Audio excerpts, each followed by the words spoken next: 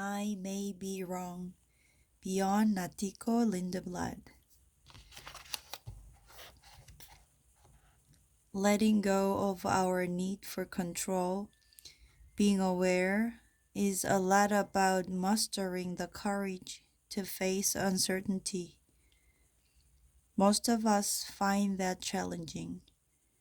Human beings want to know. It's natural, and we all have that urge. When we don't know, when things are uncertain, we often feel frightened and become inflexible. So we pretend that things are more predictable than they really are, even though we actually live with enormous uncertainty all the time. We cling to our plans and ideas about how things should be and turn out ever so desperately. And there's nothing wrong with having plans. It's wonderful. We all need to plan our lives to some extent. I think it's a beautiful thing. But there's a difference between planning and thinking all your plans have to come to fruition.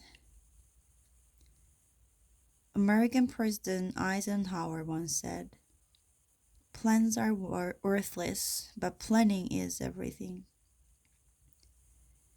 Imagine if we all used pencil instead of ink to write in our calendars and planners, both figuratively and literally. Imagine if we could bear in mind that what we write down, what we think is going to happen might not be what actually happens.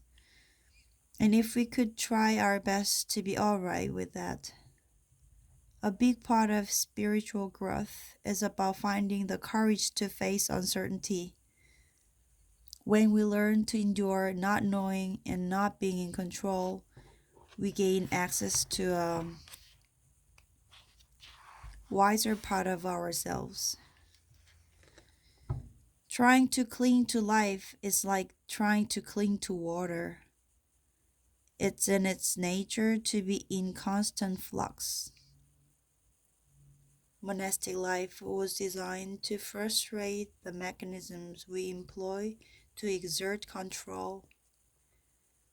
That was one of the reasons we didn't handle money, weren't allowed to choose when or what we ate, who we lived with, or which hut we slept in. Being forced to relinquish control was a deliberate part of the learning process. And the result was wonderful. It's a gift to be able to rest in trust when life becomes uncertain, to be comfortable with not knowing.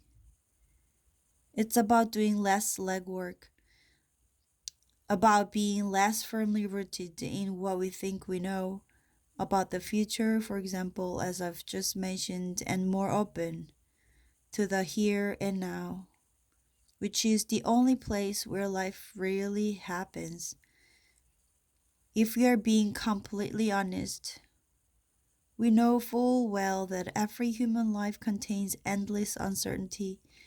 There's only one thing we know for sure in this life, and that's that it will end one day. The rest is hopes, fears, assumptions, wishes, ideas, and intentions. We might as well admit it and accept it.